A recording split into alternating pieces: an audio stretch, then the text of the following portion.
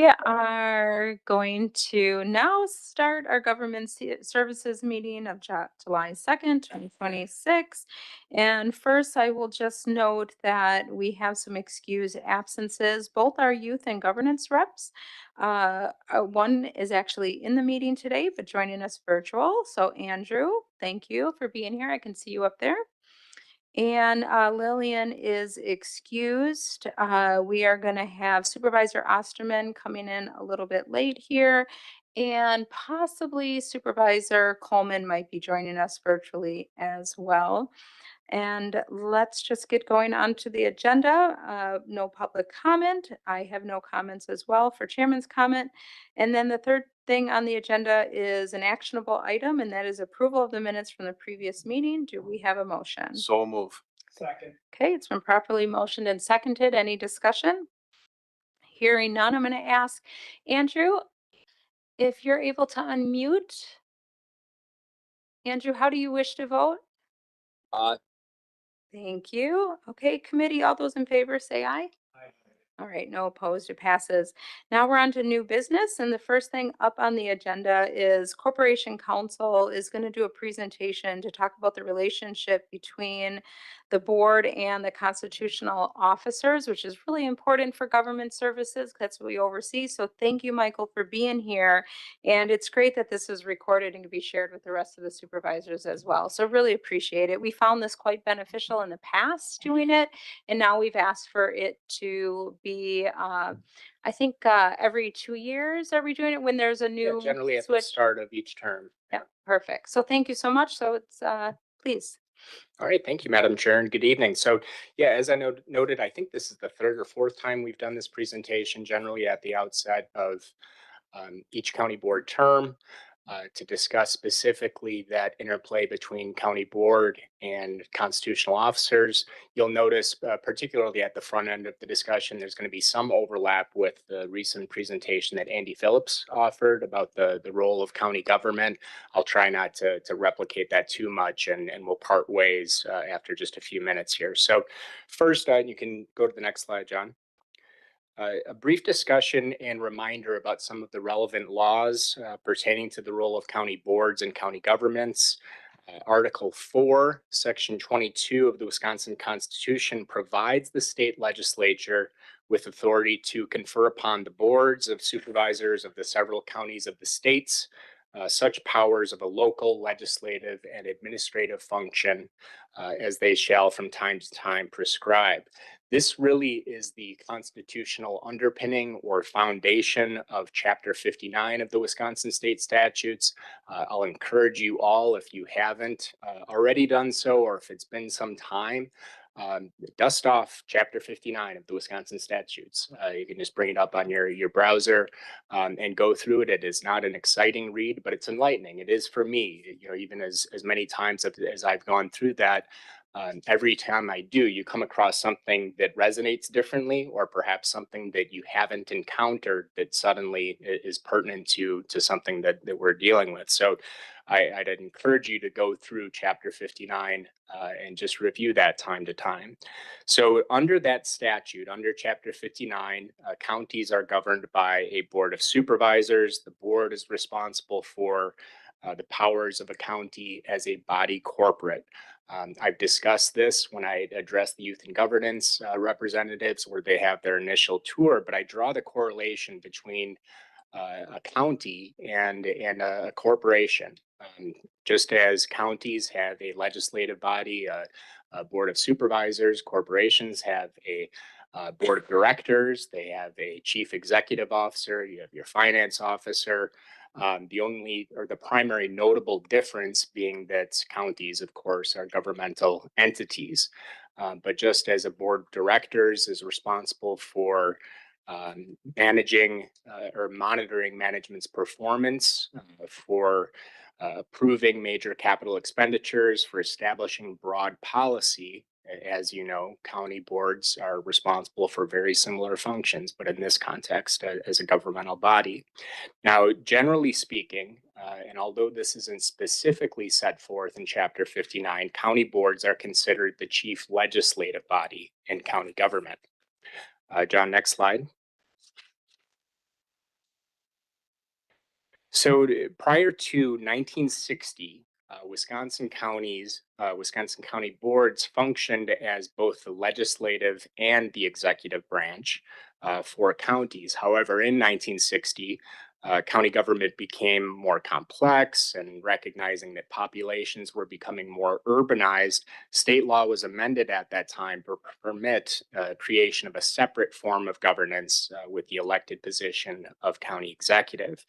And now over time, that's evolved as well. And so in addition to a county executive, there are two other forms of administration that are available. You can have a county executive, you can have a county administrator, or an administrative coordinator. And of course, Racine County, we have a county executive, meaning that daily administrative authority, directing county workforce on day-to-day matters, that's been delegated chiefly to the county executive. Now, you'll see also a reference to 5917 of state statutes.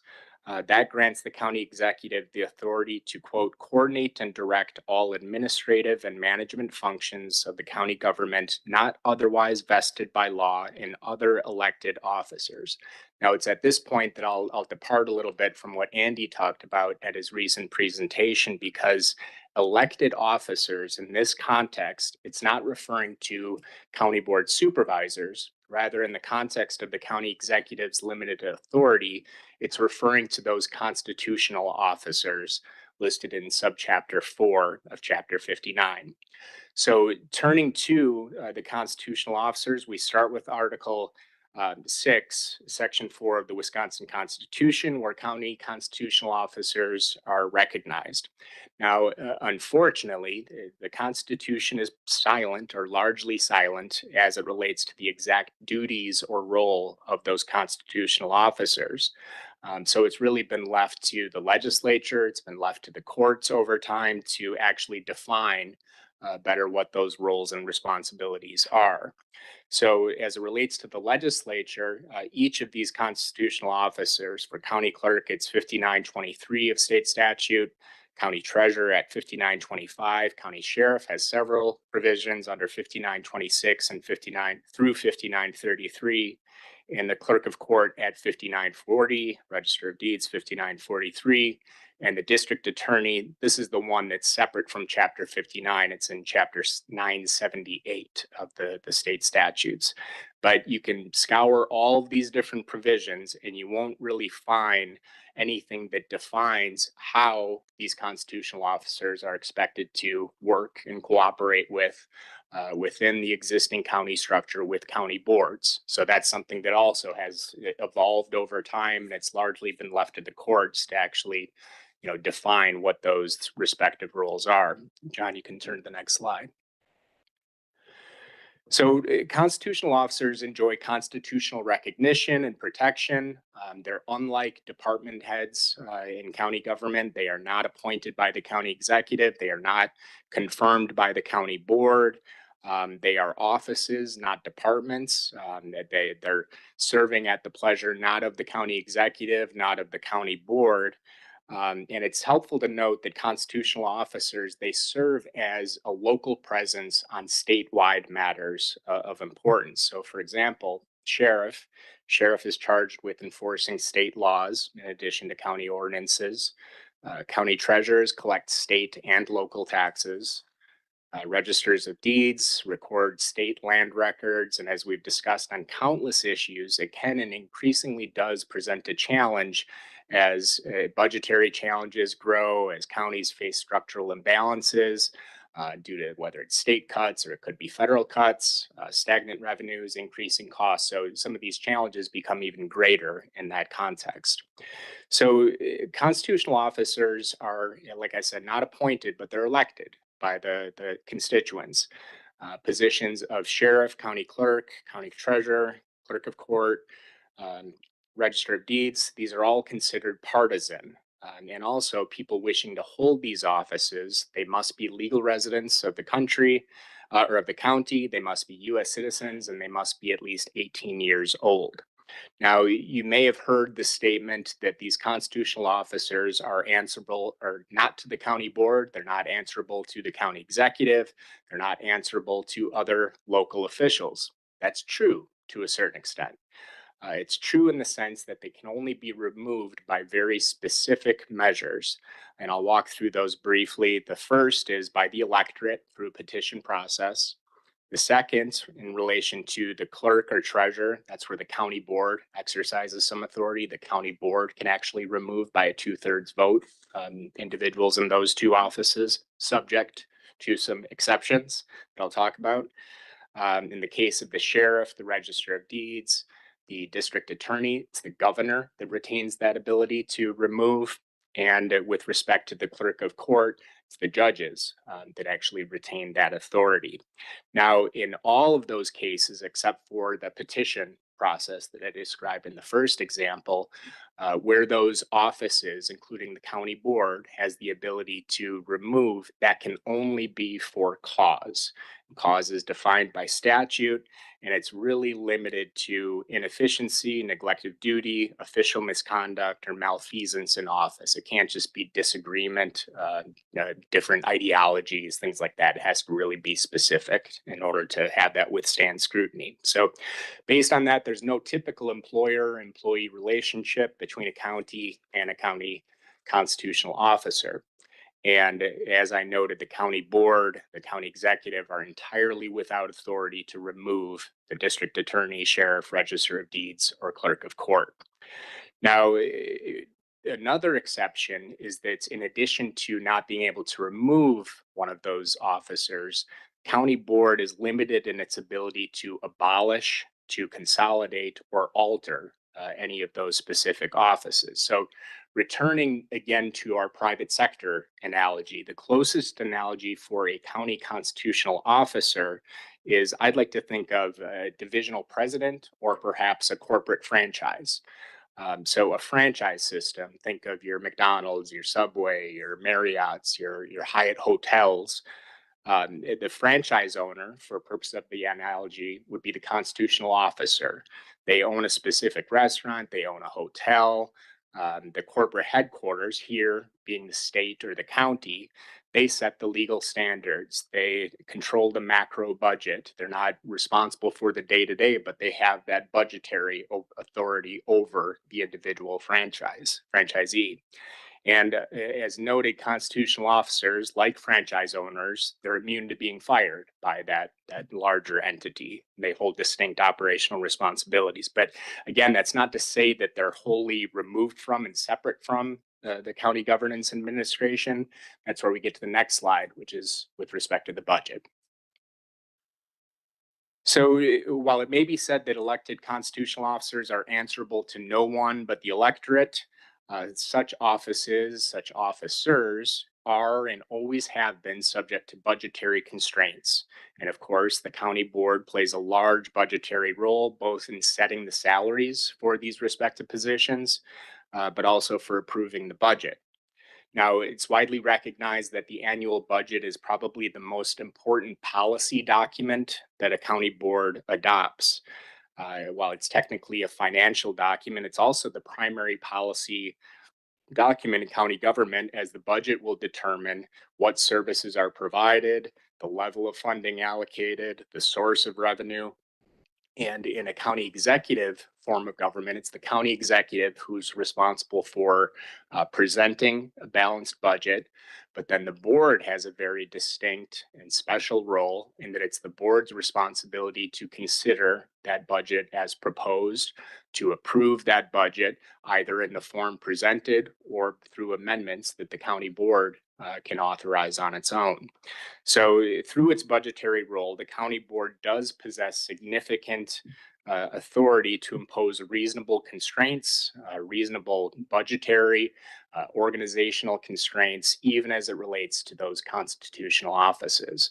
An example is just the number of deputies that are hired in the sheriff's office. The sheriff does not possess unilateral authority to determine the total number of deputies that are employed in that office. It's specifically dictated in 5922 that the county board retains that ultimate responsibility.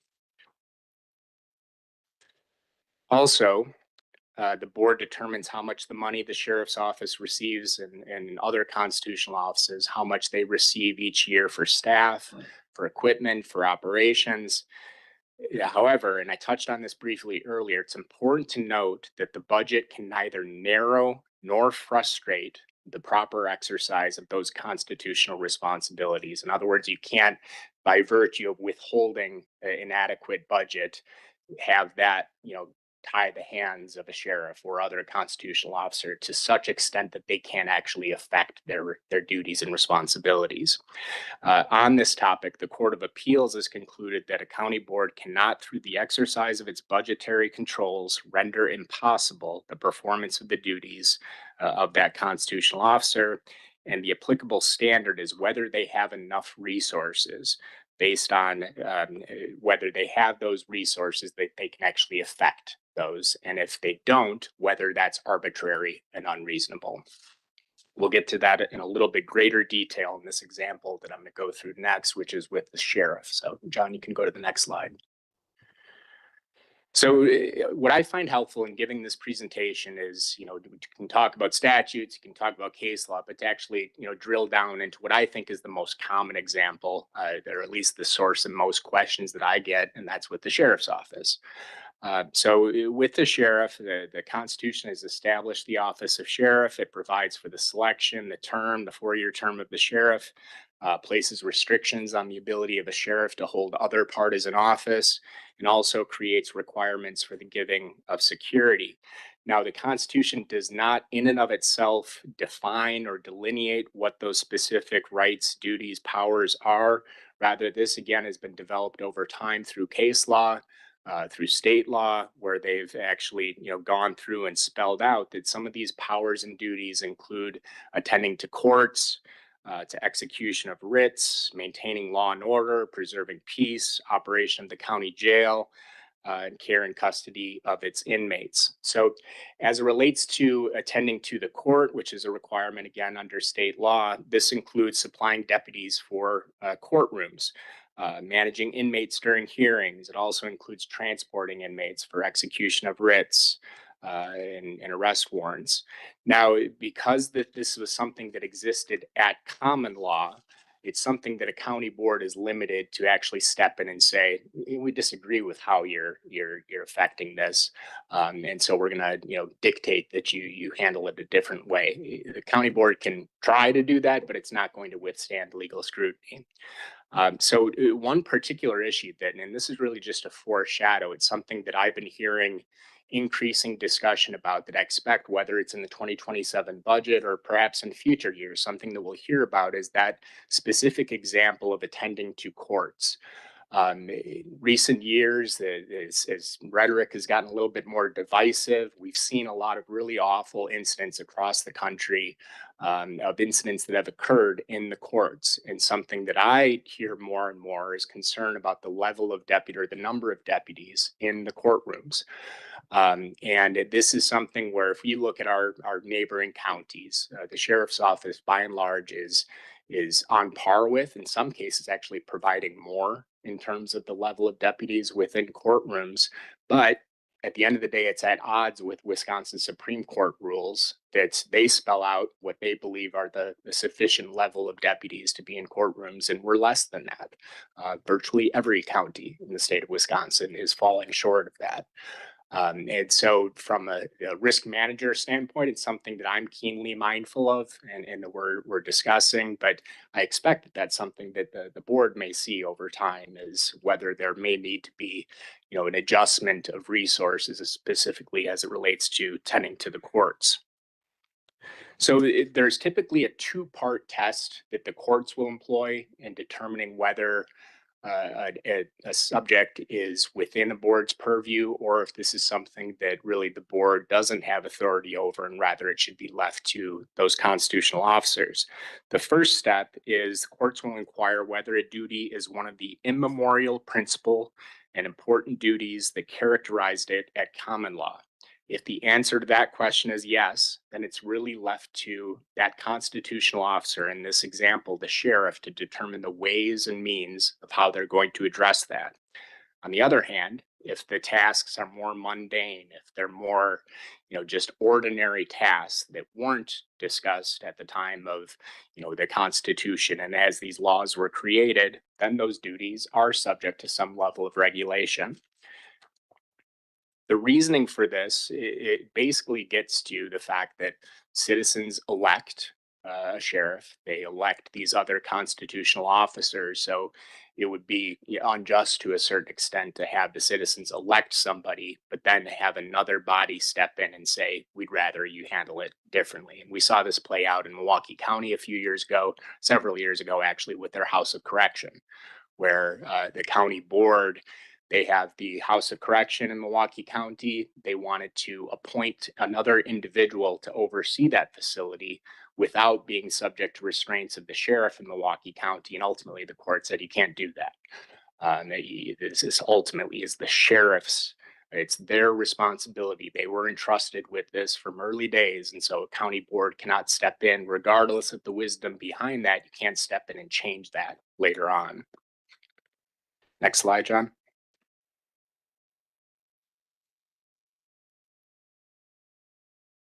So again, we just talked about the sheriff's exclusive charge of the jail and inmates.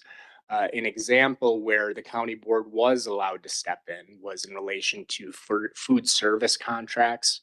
Of course, an argument could be made, and the sheriff in this particular instance did, that he or she is responsible for the care and custody of inmates and in his or her control. They need to eat, and so the provision of food services to that population is an important duty of the sheriff, and the board really shouldn't have anything to say about that. Courts disagreed in that instance, and they considered that that was not one of those immemorial duties of the sheriff.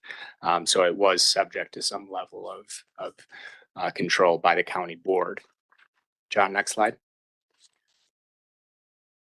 So my hope is that we've delved into a few examples. I'm happy to address questions. We can walk through some hypotheticals.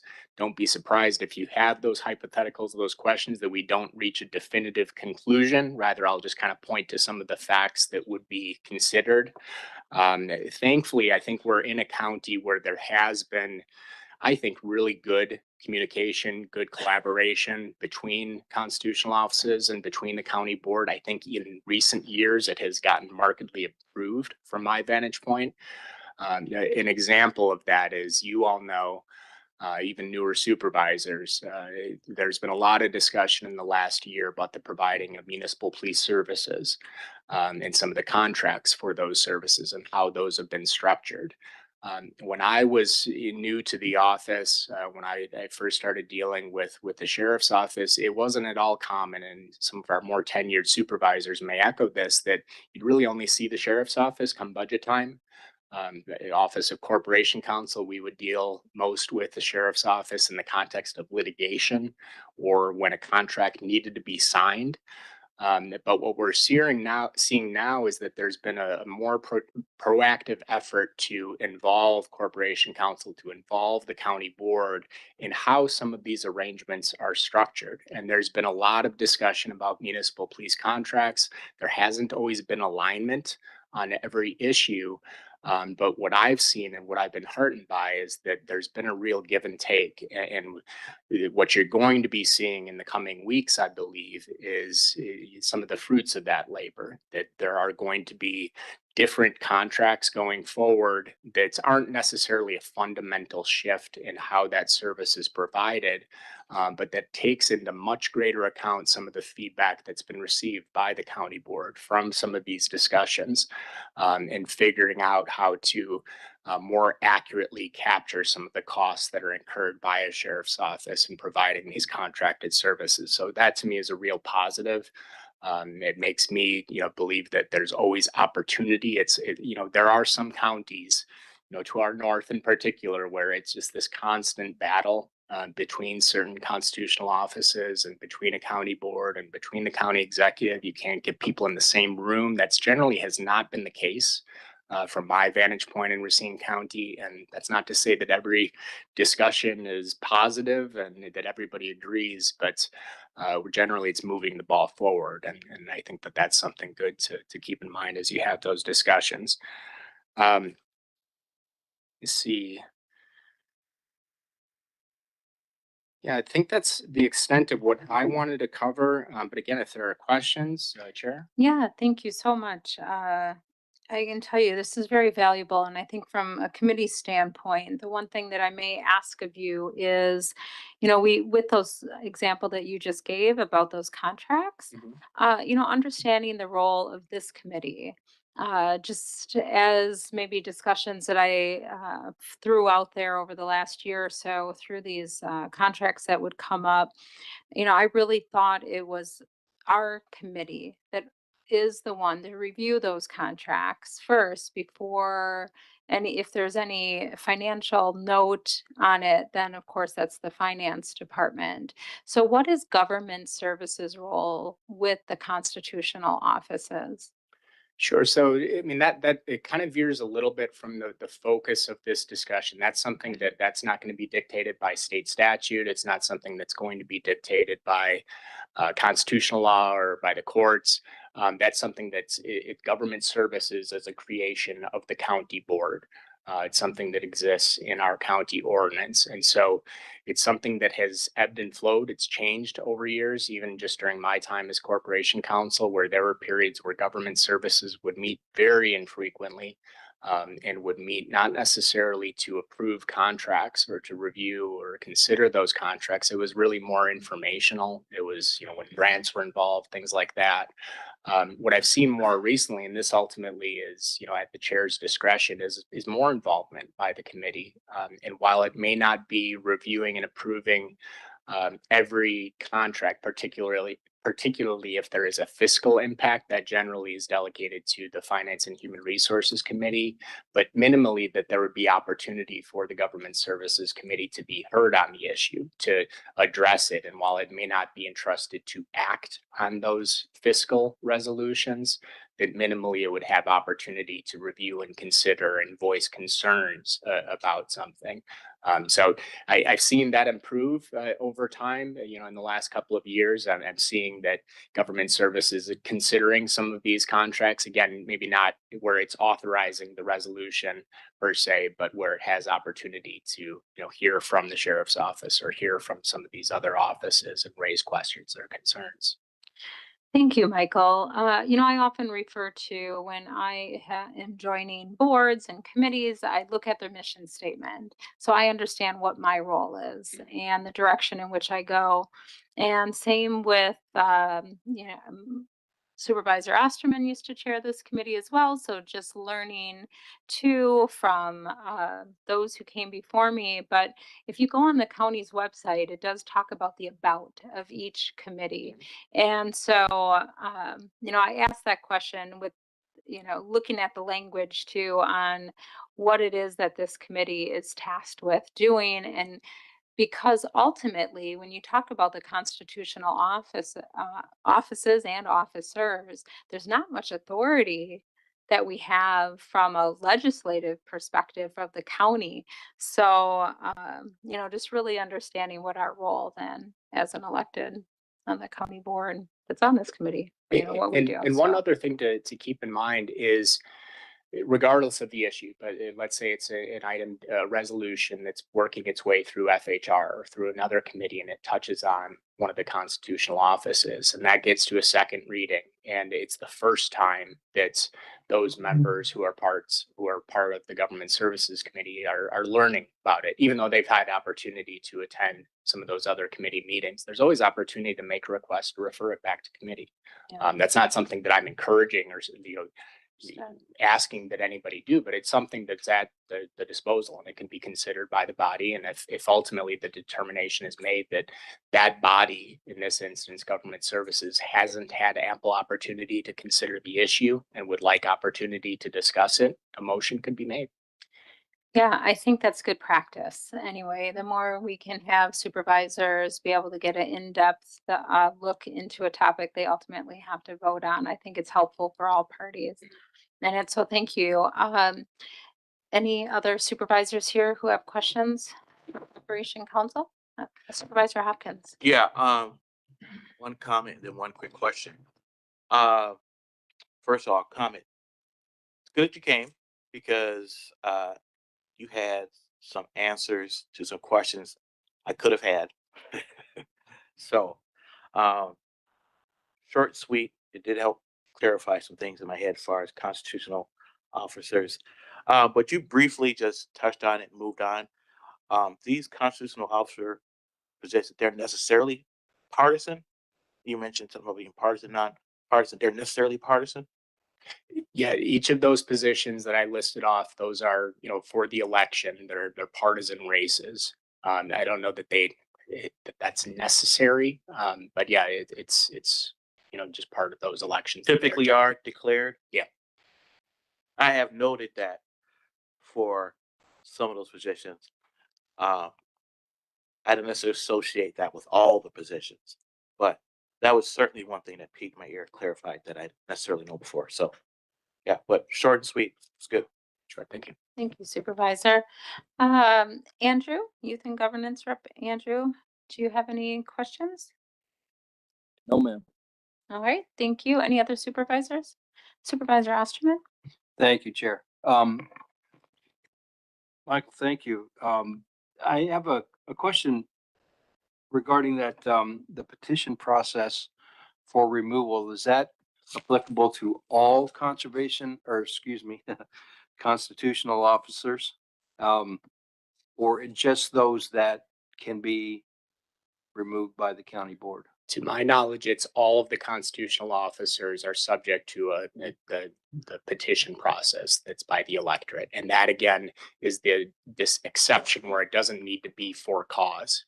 In reality, there generally would need to be some perceived level of cause to go through that petition process, but all of the officers, to my knowledge, are subject to that. And that would include the county executive, could be removed by petition? I don't know offhand. Okay. It wouldn't surprise me, but I don't know that offhand. I don't want to speculate. The process for that to happen, just kind of give me a 30-second look on how the petition starts, where it has to go, the number of signatures, stuff. Yeah, like that. I couldn't drill down in that level of specificity. I can point you to the authority. It's section 9.01 of Wisconsin State's, or 9.10 rather, of Wisconsin State statutes, that there's going to be a required level of signatures. They need to be from the electorate in order to trigger that process, but the exact number or threshold, I don't know that offhand. I was just curious. Yep. So, okay, thank you. Madam Chairman? Yes, we have Chairman Kramer. Yes, yes. It's if I would refer items that come up for first reading to dual committees, if it's coming to me, or that would be fine. So During in other words, after it's gone through, let's just use an example. Something's gone through FHR and then it's on the agenda for a first reading at county board. At that time, asking that it be referred back to a committee. Yes. Yeah, I mean, that's the chair has that ability, and any individual member has the ability to make that request, to have it referred back to committee. That could happen on the board floor at second reading, for that matter. That there are efficiency questions to address that may be applicable in a particular instance, but just as a matter of practice, yeah, it could be referred at any point. Then a follow-up. We could do it simultaneously for first reading. Simultaneously, like where it has. Well, like if we know there's a contract out there that deals with a constitutional office, then kind of before first reading, two committees could weigh in on it separately. Or does it have to be referred? It could be separate. It could be in the context of a joint meeting. As you all know, I mean, there's at least an effort at the staff level if something touches upon dual committees. While it's generally the practice that the resolution would be sponsored by or acted upon by the Finance and Human Resources Committee. If it's a fiscal matter, there's generally an effort to either have it jointly considered by, in this instance, it could be a Finance and Human Resources along with Government Services, or if that doesn't already occur, yeah, that it could be referred back to the committee at any point prior to the final action. If ultimately it's determined that, what, we'd be better served having, this particular committee, given its expertise, weigh in on this as well before the full body acts on it. So again, Thank I'm you. not encouraging that, but it absolutely is a process that's available. Well, thank you. Thank you, Madam Chairman. Thank you. And Supervisor Trotter. Thank you, Madam Chair. Thank you, Michael. I value the information you provided this evening. Thank you. Going way back to the beginning, we had noted about the position of the county executive and how it was formed. And I believe we have, 72 counties in this state. Do you recall what the breakdown is for the county executives? And I think it's, what is it? County administrators would be the next technical term. Yeah, there's county administrators, there's administrative coordinators. Our chair, Tom Kramer, he might actually know the exact number. I want to say it's 7 or 8 county Okay. executives. I guess my question then is going to follow up with Supervisor Osterman's. And I recall this being discussed with a couple of my county board supervisors 5, 6 years ago. Do you know what events take place or have to take place to change from a county executive to a county administrator? Minimally, the ordinance would need to be changed. Okay. Beyond that, I'm not sure. My intuition is that there may need to be or there may be a role for the state to play, not necessarily in allowing it, but where the state may need to receive that and take some level of action. But I don't know that for certain, but minimally ordinance would need to be changed. So an ordinance would be changed and then a vote on behalf of the county board would have to be agreed upon based on that ordinance, correct? Minimally, that would need to occur. And I mean, there aren't many things in county ordinance, or at least in Racine County ordinance, that appear as many times as the county executive. So it would be a fundamental rewriting of the ordinance versus just a simple change of a provision here or there. Sure. But minimally, that would be step one. There may be additional steps beyond that. And just one more question with that, since it has not financial implication, would a majority vote carry? Generally speaking, unless if it is specified elsewhere in state law, it is a majority vote for action of the county board. We've touched on this in other ordinance modifications, those being a simple majority. There's exceptions to that. Civil Service Commission ordinance, that needs to be by 3/4 vote. Fiscal implications are 2/3 member elect. So there are exceptions, but the default is a majority vote. Thank you, Michael. Thank you.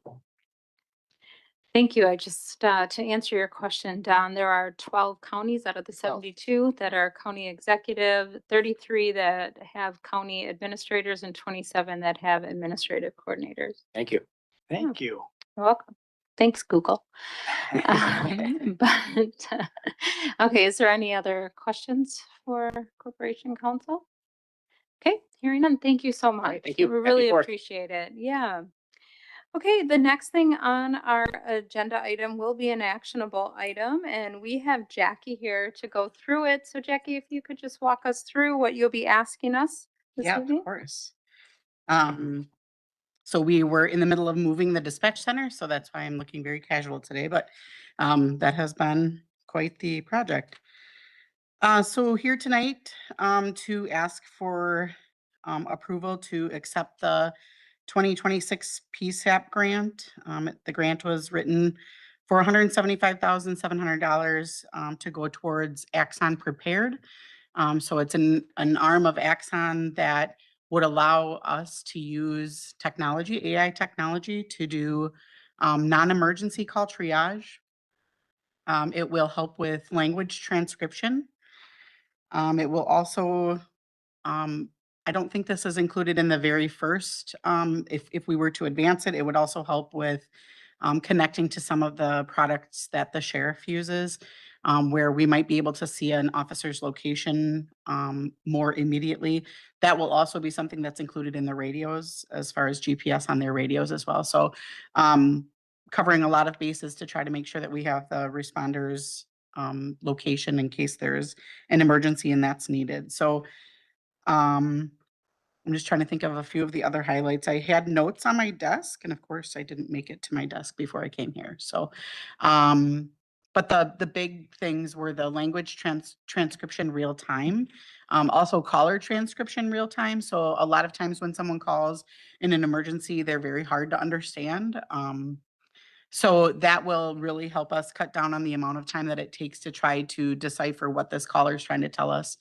Sometimes they can barely get an address out. If they can get the address out, a lot of times we are not able to understand the street because you can imagine people are in an incredible amount of stress. So sometimes it's hard to articulate exactly what it is that they're trying to convey to us. So this will help reduce any sort of delay that comes along with those types of things. Thank you. And so this grant requires a 10% payment by the county. So I believe that's 17,500 by the county, and then, bless you, the rest through the PSAP grant, if approved for award. Thank you so much Mhm. for going over those highlights here. Um, I just, if you haven't noted, just the grant period, so it really is important that we Yes. get this approved this evening. So Yeah, and we have been actively engaged with our partners at Prepared to prepare for this to move forward as quickly as possible. And one thing I should also note is our neighbors in Kenosha, they're probably a couple of months ahead of us as far as implementing this. And that is one thing that will also help is that you can share across those jurisdictional boundaries. So we will be able to share a call with them as it's going into their jurisdiction, or if it comes to us and it's in their jurisdiction, and likewise, they will be able to share that with us. And it also allows for a level of interagency chat that can also help reduce any sort of delay that would be like if I have to now hang up with these people and then call Kenosha, we can just be chatting at the same time that we're on those calls. very nice. Anything to try to lessen up some of that intense responsibility Right. that's happening in dispatch. Do we have questions from the committee, those online or here in the chambers? Supervisor Osterman? Thank you, Chair. What does PSAP stand for? Public Safety Answering Point. So we are the only PSAP in Racine County ever since Burlington joined us. Prior to that, there was two PSAPs that remained after the consolidation. So those PSAPs were Racine County and then Burlington Police Department. And then since Burlington joined us, we are the sole PSAP in Racine County. Gotcha, right. Mhm. Have you had this grant before? We have had a PSAP grant before. We've not had a grant for this particular product. So the prior PSAP grant was for some radio equipment that we'll be installing later this year. And just curious as to why is this coming out of military affairs? I do apologize. That was a question asked by Supervisor Shakur as well, and I don't have the answer for that yet. I've been playing phone tag. Her name is Jessica Jimenez. She works with all of the PSAPs throughout the state of Wisconsin. So I've been playing phone tag with her, but I will have that answer for you before the county board meeting. Okay. I'm not sure why they're the overseers, other than the Office of Emergency Communications through the state of Wisconsin. That is who they report to, is the Department of Military Affairs, but I'm not sure why it was structured that way. And where are the cost share dollars coming from? Specifically, I'm not sure. I know that I was talking with Gwen about that, but I don't remember exactly where that's coming from in the budget. But that's been established. Yes, it has. I'm so sorry. My notes are on my desk. All right. I'd like to. I will make sure I have that for you. Yep. And the restrictions on using these funds, is there any programming available through this, or is it strictly for the call handling platform? It's the call handling platform. There's just several several things that are all included in that call handling platform. So it's QA, it's call transcription, it's call translation, and then it's that interagency connection. All right.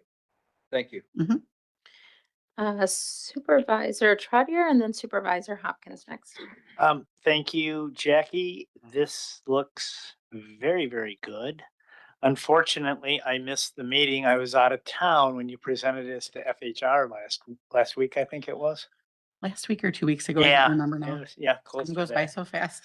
And my question I had was exactly the same as Supervisor Osterman, making sure that the 10% was incorporated in the 2026 budget. And I'm looking through here, looking for a fiscal note. I don't see it in my packet because we're not FHR. Sure. But I just wanted to comment that this is a great program.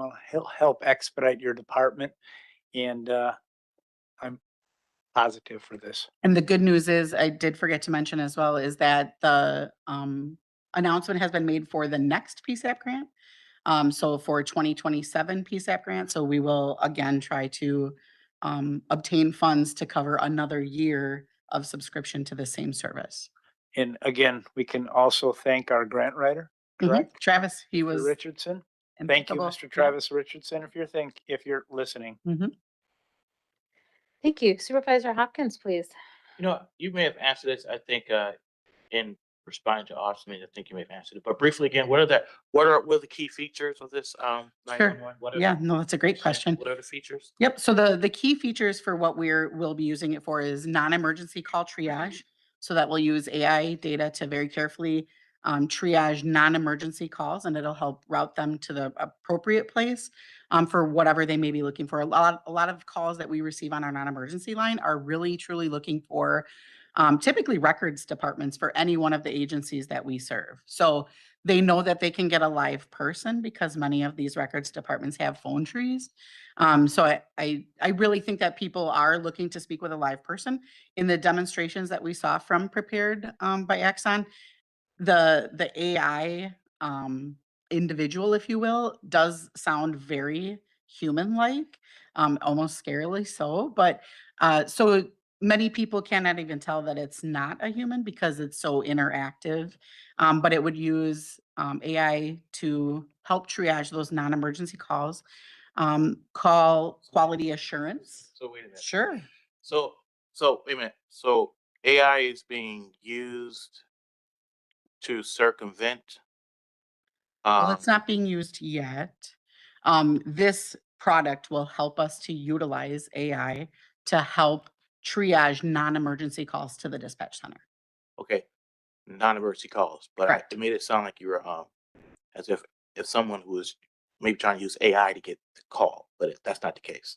No, Okay. no, just a non-emergency call. So if someone's calling in looking for records Yeah. and they want records for, say, the Racine Police Department or the Yeah. Mount Pleasant Police Yeah. Department, yep. Okay. It'll help get those folks to the appropriate place quicker. Right. Okay. Mhm. You said some other features.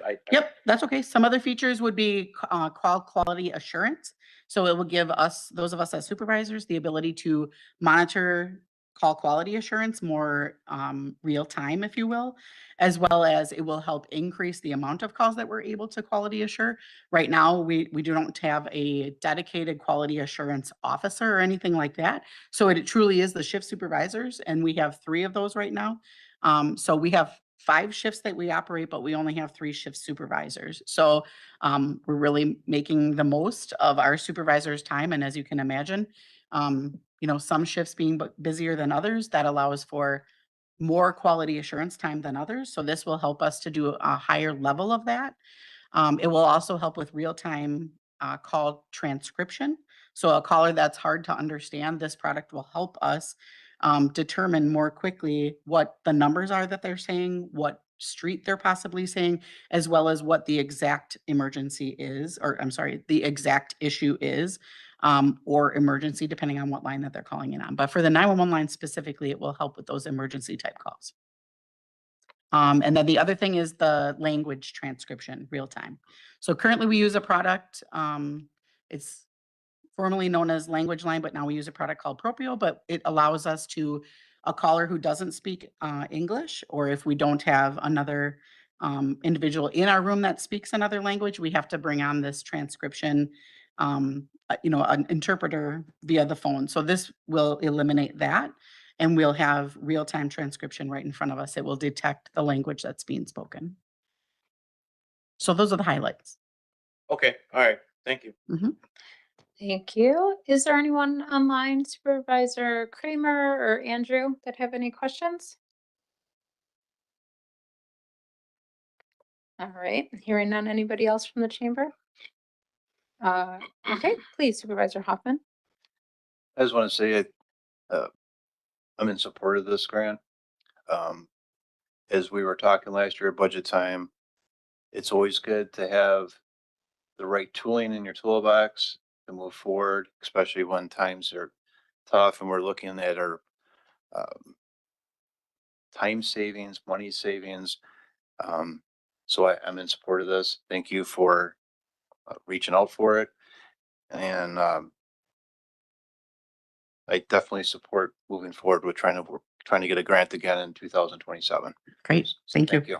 And to that point, I actually wanted to share something that I was just reading on LinkedIn while I was waiting for my turn. But this past week was a national dispatch conference, and at that conference, a colleague of mine in Arizona had seen a demonstration and a video that Axon had put out, and she just shared this with a lot of us. She said the story itself was incredibly moving, but that impacted me. What impacted me the most was seeing how technology can truly make a difference when every second counts. It's a powerful reminder that innovation isn't just about new features. It's about giving first responders and dispatchers the tools that they need to create better outcomes for the people they serve. So, I mean, that truly is our one and only product. I mean, some of us kind of joke about it. It's in our mission statement, but service is our one and only product. We literally are there to serve our callers and our customers. So anything that we can do to reduce the amount of time that it takes us to get a responder on the road and going to the correct location, we are looking for that chance. That is well said. Every second counts for sure. Supervisor Osterman? Thank you, Madam Chair. Like this grant a lot. I move to recommend acceptance of this grant from the Department of Military Affairs. Okay, it's been properly moved and seconded. Do we have any other further discussion? Hearing none, I'm going to ask Andrew, please. How do you wish to vote? Aye. All right, committee, all those in favor, please say aye. Aye. Aye. Hearing none, thank you. Hearing none opposed, it passes. All right, thank you so much, Thank you. Jackie. Now I'm going to ask Maria to come up here. We have a review of our youth and governance. It says handbook, but we have a couple things that have come up over the course of the interview process, and we've kind of held them so it wasn't in the heart of while we were doing the interviews. So I think this is the time for us to review them to prepare for our next cohort. One of the things that has come up, I don't know if you want to take the lead on this, Maria. Okay. One of the things in particular that has come up is in the scoring mechanism, it's changed, Supervisor Osterman, since you were here. We have asked, we have curated the questions to align with the application better. And the scoring mechanism, it was 50 points for the application, 50 points for the interview, making a solid 100 points if it were perfect, right? Otherwise, it was a random number. Let's just say 63 made you have a perfect score, for example.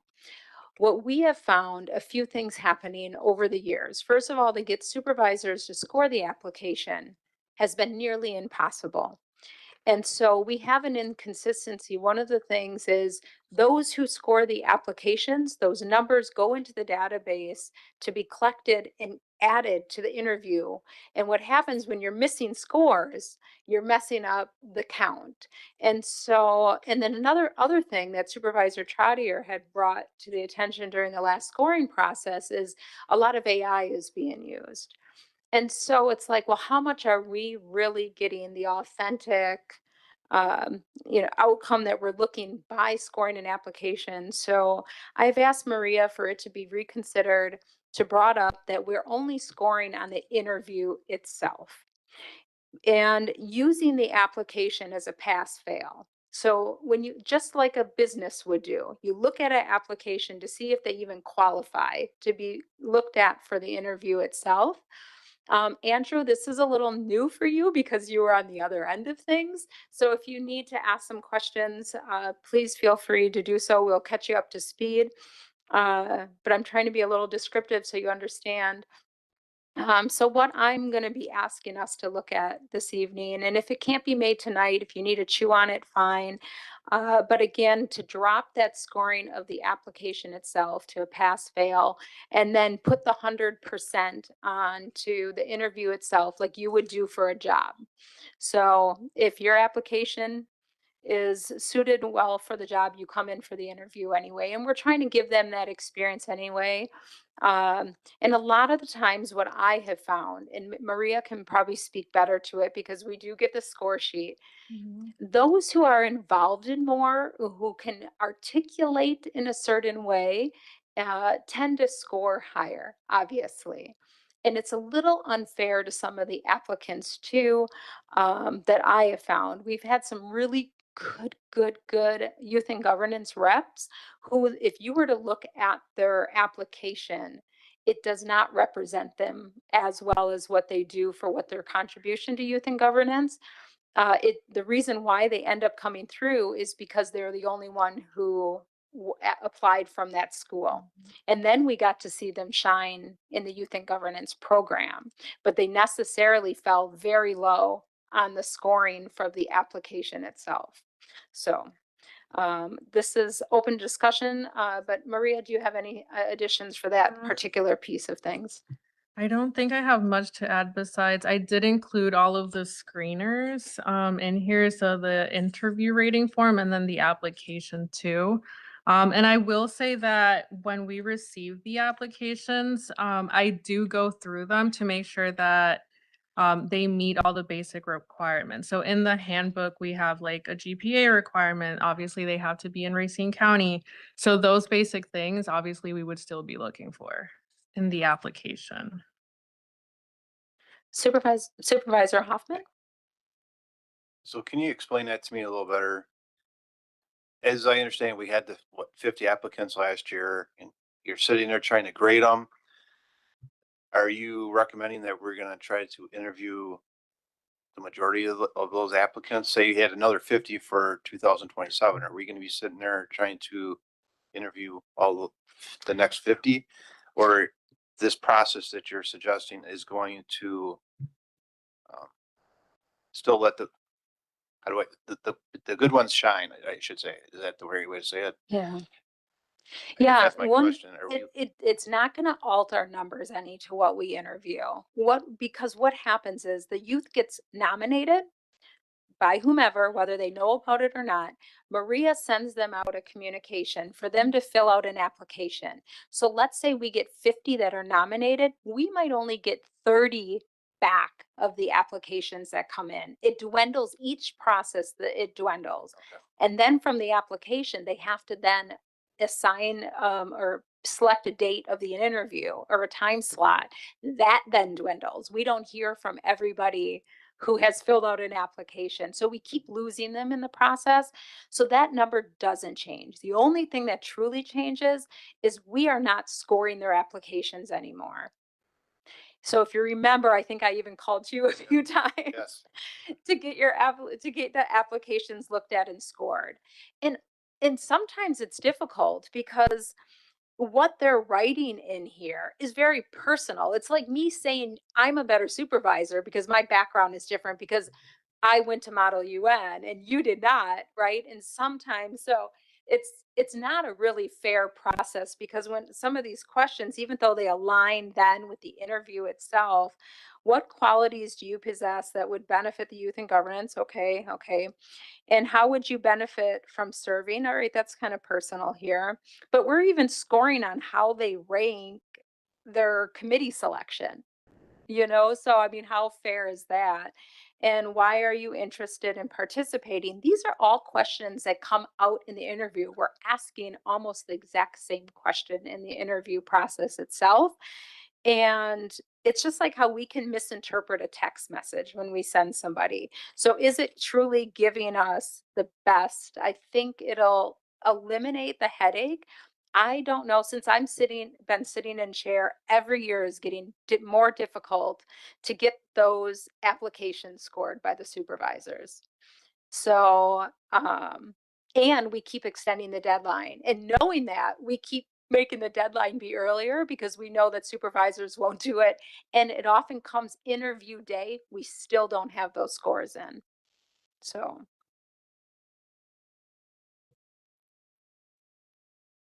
is there, I had, yeah, Supervisor Hopkins.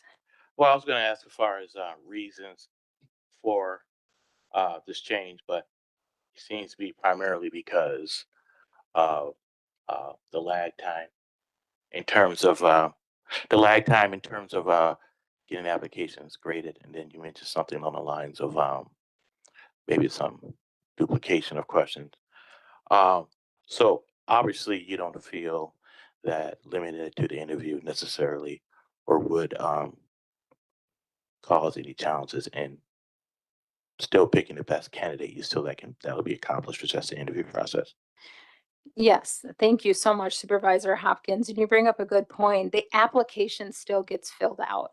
We still see the application. Us as supervisors on the committee for the interview process will have their applications. And even better so yet now, just like a job interview, you're reading about them. It's before you when you're interviewing them. It's just you're not scoring them ahead of time. So Andrew, just so to be clear, and I think you really stood out, Andrew, because you did ask that question during your interview about what are you looking for in a good candidate or something along those lines. And we talked about the scoring. The applications get scored, and then also the interview gets scored, each worth 50 points. So Supervisor Osterman. Wait a minute. Oh, sorry, Supervisor Hopkins. Yeah. So you mentioned something along the lines of applications getting Scored. assessed as pass or fail, and is that done at the interview process, or how is there some reference to pass or fail? Yeah, exactly what Maria talked about. She receives all the applications. So if you look in your book or your binder or your folder that she just gave you, there is an application in there. And there are certain requirements. You have to have a 2.5 GPA, for example, or better. You can't be a senior. You have to be a freshman, sophomore, or junior is another one. You have to be in Racine County as well. So that's another one. There's those certain things just to make sure that they check the box. Those things meet our requirement. So objective, factual kinds of things. That's right. Okay. Yeah, that's right. Because I don't think it would be good. And it's very interesting if you were to look back and if we need it, Maria does have it. We do have the scores that we have. And I've been watching the trends of what those scores look like from supervisors. And the youth and governance are part of this process as well. So the youth still fills out an application. That's still there. They're applying for a job. That still is there. We still are reviewing them, but the heart of and I think we often make our decisions during that interview process anyway. It's just you have those, and then you almost feel bad when you see those who are being interviewed. Maybe if you scored them a lot lower when they just showed up like a star, and now they're going to get bypassed, and your heart just sinks, right? So, but Supervisor Osterman. I'm sorry, Supervisor. Yes. Were you Okay. finished? Yeah, go ahead. Okay, I'm done. thank you. This application screening form, the interview questions, interview rating form, do the students see those ahead of No. time, They have been made aware now that, prepare for? yep, they have been, yes, they do. And they have been made aware that years ago, we may have alerted them that they get scored. their Yes, application. because that's So in the handbook, but they don't get to see the actual rubric. no, Yeah. they don't get the Yeah, rubric. but they have information on things they will be scored on, the types of interview questions. That's right. So I'm trying not to be nostalgic here, but back in the beginning of this program, there was a lot of discussion about this whole application, the process, the nomination, application, interview, you got to go through all those steps, right? And at the time, the thinking was that s- having the application process was important because it showed that the students were willing to go through the entire process. They wanted to be here strongly enough that they would do each step. And that was an indication, all the we got typically we would get nominations, 80 nominations, send out packages to everybody and get the 50, applications back because students either couldn't or they didn't want to go through the steps or what have you. And so going through all each phase was very important to whittle down to those students who we knew were very interested and wanted to contribute, and wanted to apply their voice. Um, so that I'm concerned about losing the effect of that. Um, but I agree out of the other side of my mouth that most all of our decisions when I was doing this before, it came from the interview. It just did. But I think that I think I'm okay to try this method if we can add a question to the interview.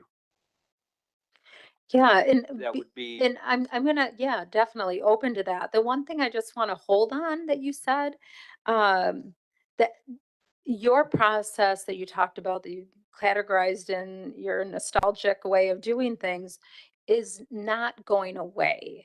So just to be very clear, the application is still part of the process, and I couldn't agree more with you that it should stay there. The only thing is it relieves the supervisors of the duty of scoring them. I You got it. I'm cool Okay. I'm cool with that, but there still Okay. has to be some credibility given to the application. So in order to do that, my suggestion is that on the interview form, the interview questions, we add a question related to um, what the applicant would like to tell us or highlight to us from his application, his or her application. And, in other words, point something out that you wrote that you're particularly proud of or want to make sure that we understand from your application. That's going to that's going to reference the application. It's going to give them an opportunity to explain some things on the application that maybe they weren't. Maybe a student isn't quite good at the application, but great in the interview, or as you stated, vice versa. They were a killer application, they blow the interview. At least this gives them an opportunity, you know, to bridge that gap, I think. So that would be a suggestion that I would make for the interview questions, which would Yeah. make me feel a lot better about basically taking the scoring mechanism out of the application. The other thing that you could do is if supervisors aren't getting their applications scored, well, that supervisor doesn't score an interview either. So Yeah, because you we work on have, the aggregate, yeah. you can't have 4 application scores and then 5 interview scores. It doesn't Yes, work. we have Yeah. put a foot down and had to do that, and we've had to also have supplemental supervisors come in and do the scoring and then also the interview. Supervisor Kramer, you were one of those. Of course, it could So, also be part of a meeting. Okay, this is a yeah. working meeting because guess what? On the agenda is scoring applications. Yeah, no, I actually like that idea. Um, the one thing, so we do, and I don't have it before us. So Maria, I don't see it. Sorry if you put it in here. Or yep, is this it? Which one? Interview questions. We have it. Yep. So there is a question. What would you like to tell us about yourself that would make you stand out from other applicants? Maybe in that question, we could say, what would you like to tell us about yourself that you highlighted during or on your application? Something, and then add the rest of the sentence. Yeah, Did you some see way it of in there? worded that brings their attention to the application, what they Sure. wrote, so that Okay. they have an opportunity to clarify or expound upon.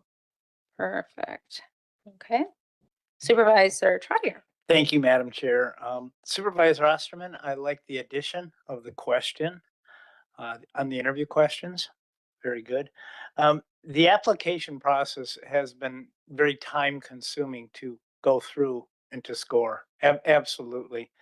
And I was quite frustrated, not with the necessarily the time process, but I was more frustrated than anything with AI being implemented with many of the applicants and many of the questions that were asked right out of AI. And I then took a 180 and thinking the interview is probably the most important part of it all.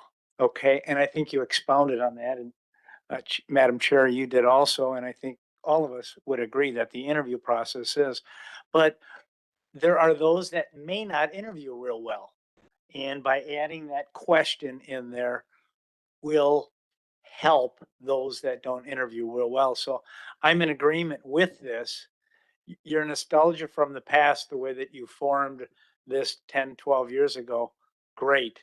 But things have changed with AI coming in and it's not cheating, but you know, it is kind of cheating. Okay. Um, I'm seeing someone who's a school teacher and the teachers are able to detect with a device when papers are written where AI is put in and not put in. Okay. So they can find these things out. It's really interesting. So times have changed. Good to make this change. But remember, the application still has to pass.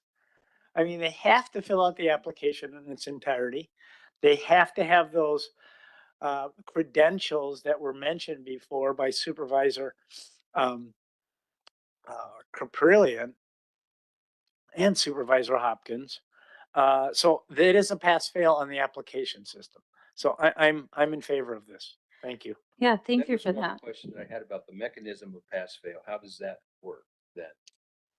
Well, Who does that? yeah, I'll let Maria talk about what she does when those applications do come in. And I also want to know what this would allow. A lot of times Maria is waiting for supervisors to finish that to be able to start the next step of this process. And we keep having to push it out and it takes even longer for her to be able to complete the next step. But if you want to talk about how you review the applications and our Yeah. requirements currently. So, I mean, for the nomination forms, usually I have to email a few times to get them to actually turn in the application. So I'm in communication with the counselors, with the teachers, whoever nominated the youth. And then once we receive the application, I go through, like I said, all of the requirements on the handbook, and just make sure they fit all of that. So I have, the same spreadsheet that we use every single year. And then I wait for the scores, like you just said, from everyone. And then until I have all the scores from the application, that's when I can send out interview invites. So I wouldn't have to wait to send out those interview invites. 6:14 p.m. It is. And I mean, if 14. if it would be beneficial, I mean, I will still send out the applications to everyone, even if you guys aren't screening them necessarily. And you can offer feedback. We can have that documented as well. Absolutely. I think that is beneficial, and that's how I envisioned it, that we still would get that. And then, okay, yes, youth and governance, Schuler, please. Andrew? Hi, someone who's done both the application and the interview process just recently. I believe like the interview and the application kind of overlaps. So the application process allows us youth and government representatives to prepare ourselves for the interview. And like with people using AI, it kind of shows in the interview because they aren't as prepared. when filling out my application, a lot of those questions came up that you asked in the interview. So it gave me time to think and write it out. And so then when it came time to the interview process, it allowed me to say it out loud. So I don't really believe the application needs to be graded. It does just put more on you as the interview. It does like come down to all of that. So I just wanted to let you guys know that. Yeah, Thank you. very good point, and for sure. And you did show up quite prepared too. It really did show. And we did structure because it has changed. A lot of the questions, a lot of the scoring has changed over the years to do just that, to help prepare the youth for those interviews. Supervisor Hoffman? I'm glad we were discussing this because it's bringing back the memory of what we went through this last winter. Um, I did struggle with the grading. I had a couple phone calls with you. It's hard to grade somebody when they're not physically in front of you and you want to do nothing but support them. The interview process, I think, is definitely a better tool to look through the applicant and how they value the position. AI, I agree with Supervisor Trotter. It was almost a turnoff. There was a couple of times I had to walk away from it and I'd have to get another phone call. Can you please finish it up? But it was becoming too deterrent to what we were supposed to be doing and a positive effect. And so I'm in support of this. If I may ask, I'm just curious, like what were some of the red flags that it was AI? Like how did you guys know? AI uses certain language and it was repeated. Like So I'm they're an repetitive. avid reader, so I understand tone and writing is like your, fingerprint and you can tell when it's not authentic. And AI does use certain language that you can tell and even certain punctuation. Yes. Hyphens galore, right? And then whatever else you were using for the grading system, you had a system to how we would grade. Yeah. Was even more frustrating. So it got to the point where, okay, let's just email you with this person's score. So I'm actually really supportive of this moving forward. Yeah. Sentence structure also was questionable and, some of the words that were used for Yeah. freshmen and sophomore. Yeah. Went, oh, really? You know the meaning of that You word? know and you would find a But repeat. doubtful. Yeah. A lot of the unique applicants would have often the same answer. Yeah. So you can tell they plugged in the same question. And so it would kick out the same answer, which is a little tweaks to whatever club they may be in. Yeah. So that was the red flag. Would we be allowed to add wording in the app? Like, I know it's not being scored anymore, but could we ask them to refrain from using AI? You can. I'm a little bit on the other side of the fence. It is a tool they are using. If we want to fight up against that, I think we say in a very antiquated, older way of doing it. Say we recognize AI as a tool, but we do really appreciate authenticity. We could say a statement along those lines. Supervisor Osterman? Thank you. It doesn't state on the agenda that this is an actionable item, but are we doing this by consensus or should there be a motion here for this change? There's going to be a few other changes as well, and that they will all be in the handbook. We can vote on them individually if you so wish, or we can vote on them as a collective. And that's today we're doing that? Yes. Yeah. Unless you wanted to defer. If you want to sit on it for a while, we can defer. It's nothing pressing. This will start happening. Well, I would like to defer to the next meeting, and really have time to look this over. But I will say this, Representative Schuler, your statement has given me much more confidence in this change, in this recommendation. Your experience is, to me, the number one informing factor. So thank you very much for that. Cool, sir. Thank you. But so my motion is to defer this action on these changes and updates to the next meeting. Very good. Is there a second for Second. deferral? Okay, it's been properly motioned and seconded. Any other discussion on the deferral? I'm going to ask, though, if we can pause before the vote, because if we overall and vote for that deferment, we are losing the topic of the other changes to the handbook.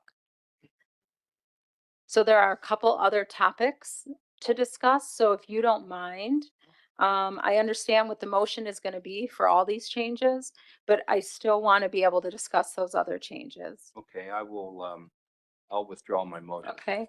And then would you I withdraw will your second? withdraw my second. Okay. So we did withdraw the motion to defer, but understanding it's going to come in just a minute Yep. here. And one of the other changes we talked about is the bus tour. Maria, I'm going to let you take this one and talk about Yeah. what's been going on. Yeah, so our bus tour is an annual part of the orientation process for the youth. So after their formal orientation and swearing in, the bus tour is where they get to meet all of the different departments and department heads.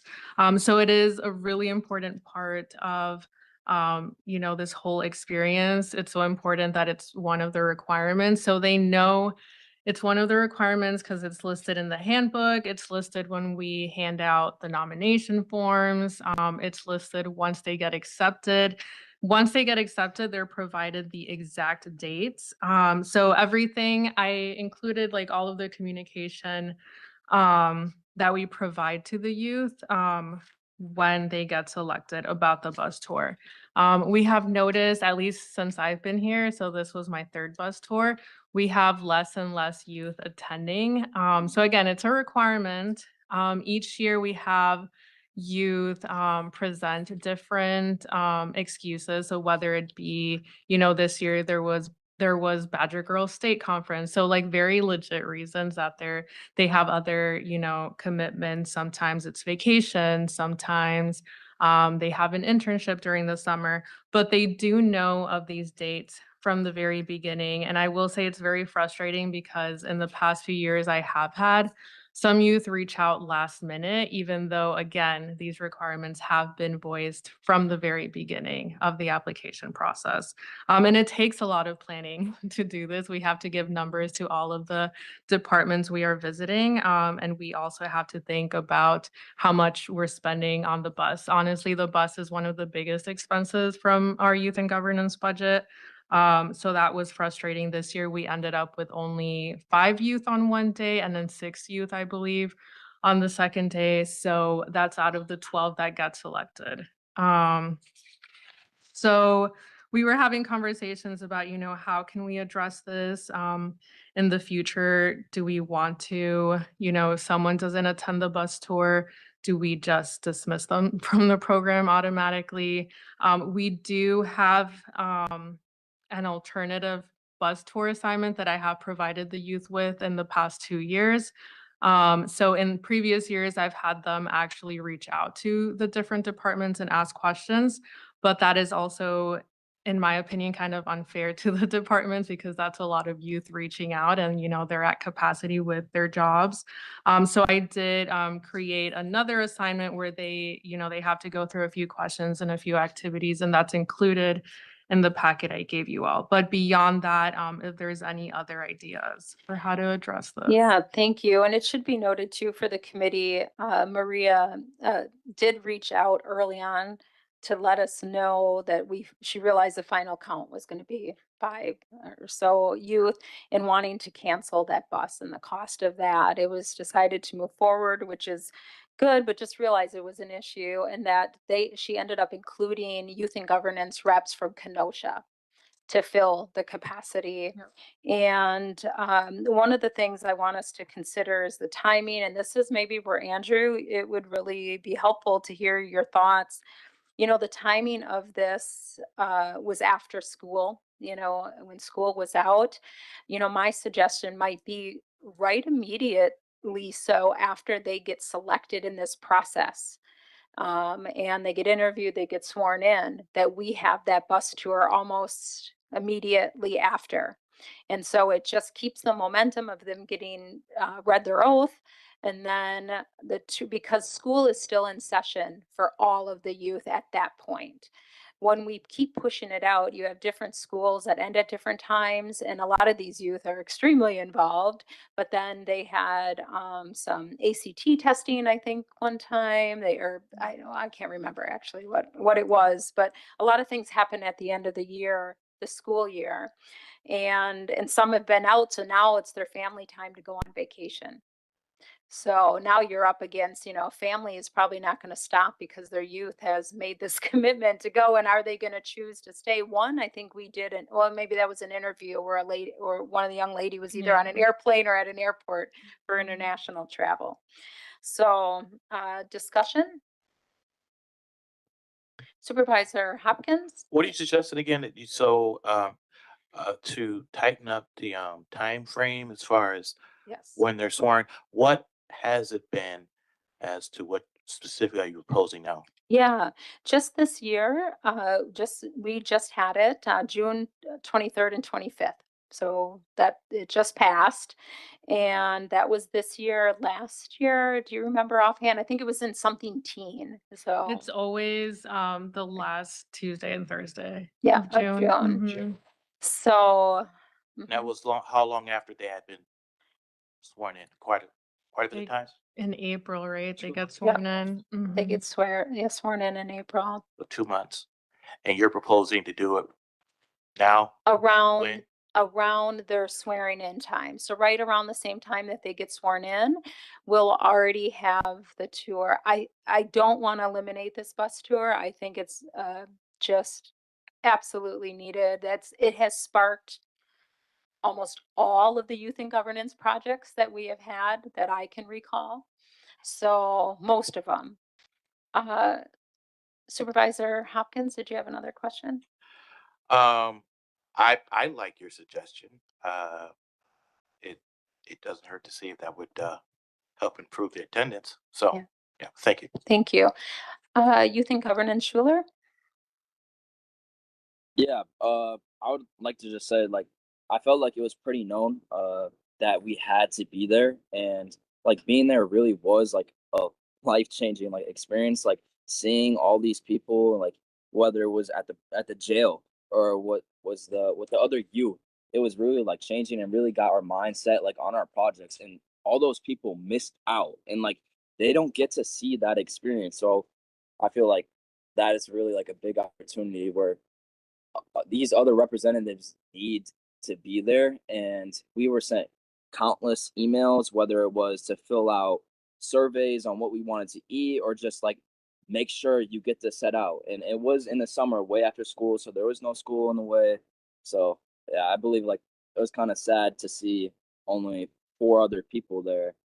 And yeah, I just want to say So that. true. Yeah, thank you to really validate the importance of this. I would hate to see it just disappear because it does come at a cost. It really does. And so typically things with costs and tend to get on the chopping block, but I think you just hit it so right, Andrew. And I think, it does look very unfair when you show up and then the other youth who had the same requirement don't show up. So Supervisor Osterman? Thank you. What the students experience, I think, is a very tangible relationship to the work that they're doing here. They see the effects of these discussions and the decisions. I think that this tour was compromised mostly because of summertime. I mean, activities, family vacations, and the other things that occur during the summer related to student government, and Badger State, different things like that. I think that's the real problem. Mhm. I agree. I like going back to the swearing in time as quick as possible. Yes, the students have to take a day off school, but I think many of them would argue that this is, much, I mean, very educational. So, yeah, and eh, I mean, are we talking about trying to get it back to a 1-day gig? Do you really think with the size, you look how we are, I remember looking at the agenda, we have like 15 minutes for certain departments. Yeah, This- and we even cut out one. Yeah, There, such a so good point. I think it still almost has to be 2 days. I Two can't days back to imagine it back, again yeah. one day. And, Supervisor Osterman, if you were to look at our questions that we do in the interview, it's asking them how much they know about Racine County government. And that one during the interview, they stumble and each one will fall upon the others and then they all have it wrong. But we give them reassurance. We also didn't know as elected officials often just to the scope of what Racine County does. And so this bus tour absolutely brings that to life for them. So to make your point. Supervisor Hoffman? I'd be willing to look at that and move forward with trying to do it right after. But there's also this part of me as we were going through this process, and please bear with me. Yeah. These are young adults, or going to be adults. They're in school. They're some have jobs, SATs. So they can say yes to this date. I'm going to be there. I'm going to be there. I'm going to be there. And then the job doesn't let them out and say you can't have the day off. Or Lillian was one of them that was, I've got my SATs, and she tried everything she could do from what she told me to try to change that date. But it was something that happened in the process. And what I struggle with is a young adult with a lot on their plate. They haven't matured like we have, that I don't want to scare them off either by giving them too much pressure and too much. Well, me, I don't want to do this and back away. Um, None of us did it as we became elected officials. We turned in papers, either got elected, we sat in, we started to learn. This is a great bus tour, so don't get me wrong, this is very beneficial. But part of me wants to step back a step and say, are we giving them too much? Is that too wrong for me to say? And when we were talking about the interviewing, was my first time, and I heard we had some real long nights in the past, and here we have uh, children in school, and they're interviewing sometimes 11:30 at night. And to me, when I heard that, that's just wrong on a school night to be interviewing that late. So I agree, let's try this, but I also don't want to make it difficult and hard to where we start losing the young adults wanting to get involved in politics moving forward in the future. Does that make sense? Yeah, I hear you. I hear your perspective. The only counter I would give is us as supervisors, we have terms, 2 years. And the other point is this is such a competitive process and they're taking a spot of somebody who could have showed up. So that's my only combated, to that. But you do make a point. Let's be realistic. But in their terms only this year, and it's such a short term, and they're not meeting every day. They're not having stuff to go through. Where's the opportunity for them to get the most out of it? I do see Supervisor Trottier has pushed his mic, and then we also have, I see you too, Andrew, your hand up. So after Supervisor Trottier, you feel free to then jump in. Thank you, Madam Chair. Maria, when we send out the applications, the dates are predetermined as far as the bus tours, correct? So they Correct. are there. They know that that is a mandatory requirement. Yep. And I stress the word mandatory. Yeah, it's listed on there as mandatory. Okay. I'm looking at this a little bit more hard from the standpoint of saying you are filling out this application, you are making a commitment for this program. Your commitment is also to attend X amount of meetings, attend this presentation. I mean, this bus tour, period. Regardless if you have to work, you let your employer know ahead of time you can't work. Regardless if you have any other extracurricular activities to address. We then say, should we then consider those that don't attend because of an excuse. And again, there's good excuses, but you schedule your time. Should we then not include them into the program going forward? It's a lesson that one learns at a young age that wants to be a young professional, young career person, young tradesman, whatever they want. But it's a lesson that they would learn, and a hard lesson. It's all right. So again, we're also asking our USD to allow them to take off 2 days of school. I mean, they should, it's education, but I can't take that as, I can't take that for granted that they will allow that.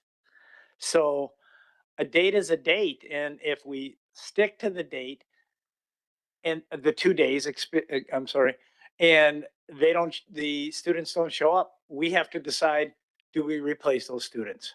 It's not fair to those 5, 6 that attended this year out of the 12 that made the commitment to be there, period. Thank you for that, Supervisor Trotter. Youth and Governance Schuler, did you still have a comment?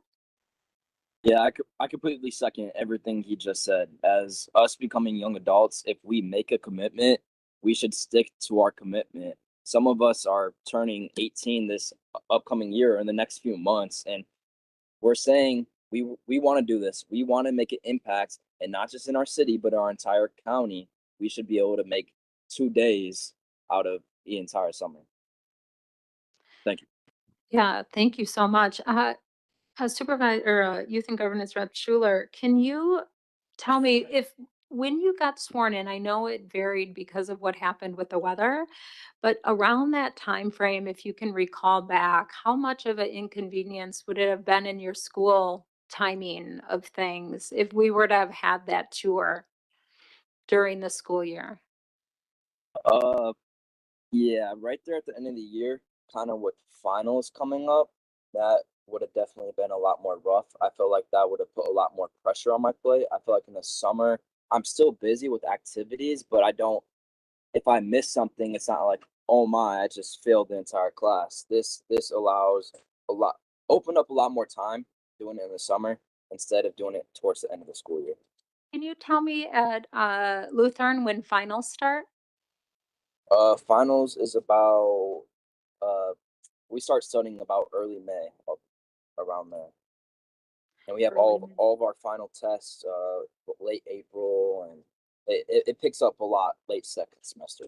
Okay, so that's really good for us to keep in mind because Lutheran is one of those schools that ends sooner than most schools. So that's good to keep in mind. It ends before. So we really should look at that schedule. I just want to Supervisor Osterman, because this item will get deferred, we'll have more opportunity to discuss, I know. Yeah, we're gonna talk about a couple other things, but just so the committee does know, we will defer. There was another topic, so, and we'll bring it back up. Yep, yep, no worries. Okay, noted. Thank you so much for being part of this discussion. It's kind of almost full circle, isn't it? I love it. I'm so glad you're here. Okay, thank you for that. So we're gonna just know that this item's gonna have another opportunity to talk about it in August. So just think kind of on that too, because we've got different perspectives from Hoffman and from Supervisor Trottier and also Youth and Governance Rep Schuler. So thank you for that. Now we have another item. What was that, Maria?